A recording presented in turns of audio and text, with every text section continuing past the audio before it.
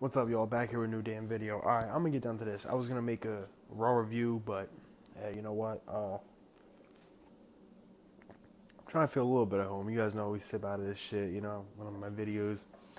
I'm in the garage now, as you guys can see, at my grandparents' house still. Fuck. But yeah, I was gonna make a Raw review, but I had to rush out and get mad at 12 a.m. and the game is fucking great. The shit's beast. They really did their time this time. They really put their work in. Great animations with the catches, all that stuff. You guys know the deal. But the Raw review, I was gonna do it. Decided not to because I was like, hey, you know what? The show is really good, and there's no way I'm gonna sit here for about 10 minutes with the thing like this. I would love to do it, but I can't cover all of it that quickly. But I want to get down to this. I'm gonna drop a few things about Raw. The Dudley Boys return, it was amazing. Gave me chills. With the Devon, 1, 2, 3, get the tables. The whole freaking place went nuts, and I loved it. It was amazing. That gave me chills. That gave me goosebumps, and I loved it. And the crowd was on fire tonight down there. I love the part when Lesnar and Paul are waiting for Taker, and he says, "I'm gonna give you an old-fashioned. We're gonna do this Brooklyn style, and you're gonna get old-fashioned ass whooping, all this and that." And he was waiting for him, and he didn't show up. Yada yada. Bo Dallas comes out, he beats the hell out of him. They tease the crowd. They do an extra suplex. It was a great thing. If you haven't seen it, go back and rewatch that. Then at the end, you have Seth Rollins talking about how he's gonna reveal his statue and all this and that. As you see, Cena got removed from the building, but what happened was this. Is that, everyone thought, he was going to be this guy or that guy, this guy, that guy. It ended up being Sting, who was underneath the thing with the statue. They lifted up the thing, and it was him underneath it, and he started whipping everyone's ass. I ain't going to lie. I didn't mark out because I seen it coming. I mean, people were expecting Sting to come last night and interfere in the match to make both of them look strong and to start a feud between him and Taker. Now, look. I'm not against Sting versus Seth for the belt, but I'm not for it, if that makes any sense. I'm men's and men's. I'm iffy. I'm half and half.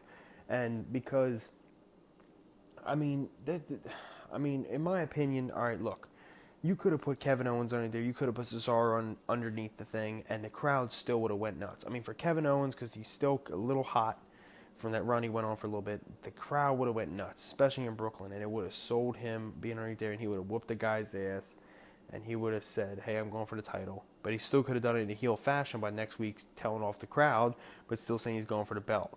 And you could have done something like that, and at the end of the day, you could have had Seth become face and have Kevin Owens have Triple H turn on Seth and have Kevin Owens join the Authority.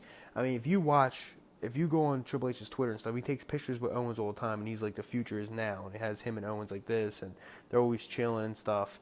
So, I mean, they could have done something like that. Now, someone said it was going to be Kane right there. Thank God it wasn't, okay? We're sick and tired of seeing that shit. I'm kind of happy he's off television. But let's get back to what I was saying. Now, the reason I'm half and half with it is because, listen, Sting is a respectable dude. You know what I'm saying? He's been in the company for so long, and in my opinion, he deserves the title one time. I mean, just give it to him for at least a month, and then the next pay-per-view, let Seth get it back, okay? But the reason why I'm half and half with this is, look, the reason why they're bringing Sting in is because they have no one else for Seth. They have no one else for him to verse. I mean, they're throwing all these bums at him. They're throwing all these stupid people. That's why I'm saying if you gave him Kevin Owens or Cesaro, it would be fine because you're giving him everyone else. That makes no sense. Now, that's one reason why I'm half and half on it. Another reason I'm half and half is because, Sting's older, dude. This is not helping the future of the company. This ain't benefiting anything. And I just want to see the guy get a run. But I know what's going to happen. I'm starting to think, you guys know Triple H is my favorite wrestler of all, my favorite, not of all time, but he's the guy who made me turn into a wrestling fan. He's the guy who I seen him versus Stone Cold in the 3 Stages of Hell match in No Way Out 2001, and I rooted for the guy with long hair. That's what I called him. I didn't know his name. I said, I'm over the guy with the long hair. Fuck the bald head. And just joking around. Come to find out that's Stone Cold Steve Austin, who I said, fuck him, and he's one of my favorite of all time. But, hey, whatever. I was a kid then. But I know what's going to happen. This is going to lead to Sting versus Triple H 2.0, and Triple H is going to win again and win the belt. Because all along, people have been waiting. People are like, okay, when's Triple H going to trade on Seth, and when's he going to win the belt? Now, I thought one day Triple H is going to trade on Seth, but Triple H was going to have another dude to replace Seth. You know what I mean? Not him going at for the belt. Triple H is my favorite wrestler, but man, if he goes for the belt, I'll be pissed. But let's get back to this. It could lead to that, all right?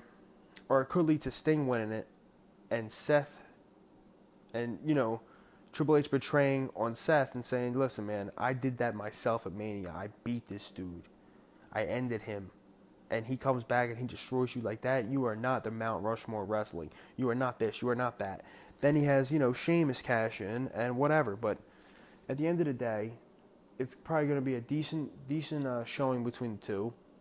You're probably going to have a whole bunch of stuff happen in the match. And you're definitely probably going to have to cash in from Sheamus at that show. Probably. You know what I mean? You're probably going to have it. You're probably going to have Sheamus cash in on Sting if he wins it. That's the way I see it. Let me guys know how you feel below. It's a real weird topic, real weird thing. Sting versus Seth. I mean, it's like, old guy going for the belt, right off the bat. No storyline. They just pops out and they're giving him the match at Night Champions. I like it, though. But that's why I told a lot of people, I'm like, I love Seth Rollins. He's one of my favorite wrestlers in the company, but his title run has been mediocre so far. He's versed people that they can't even find people for him to verse. They're just throwing people at him, and that's WWE's fault because WWE is not creating more characters that are big-time stars. Like, as I said before, Owens, you could have threw him at him and raised his character. Even if he loses, he still is up there in the ranks with the fans, whether it's good or bad. So, that's what I'm saying. You're throwing all these guys at him, and it's just getting old. But let me guys know how you feel below. Like, sub, and comment below. And just let me know, as I'm saying, because I want to know how people think. Some people are pissed, some people are happy, some people are upset, some people are marked out. I don't know. All I know is I just want to see it and see where it goes from there. All right, y'all. Peace.